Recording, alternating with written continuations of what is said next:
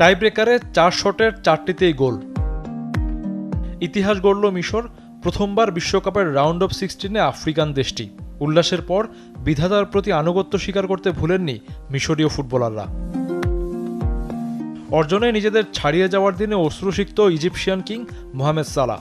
Hamstring ইনজুরিতে যার শুরুর একাদশে খেলা নিয়েছিল শঙ্কা, সেই সালাহ ম্যাচ জুড়ে দলের জন্য লড়াই করলেন। ম্যাচের 12 মিনিটে ফ্রিকিক পাওয়ার পর কৌশলী ছিলেন সালাহ।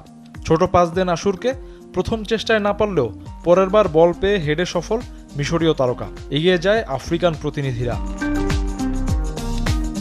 দ্বিতীয়ার্ধে সমতায় ফেরে অস্ট্রেলিয়া।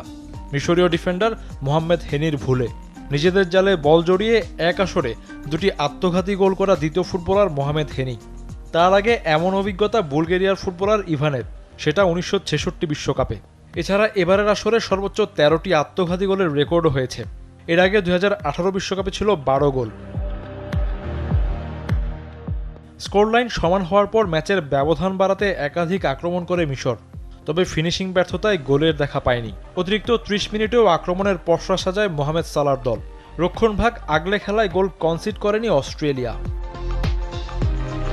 ম্যাচ টাইব্রেকারে গড়ানোর 1 মিনিট আগে গোলরক্ষক বদলায় সকারুরা, কিন্তু শেষ হাসি মিশরীয়দের।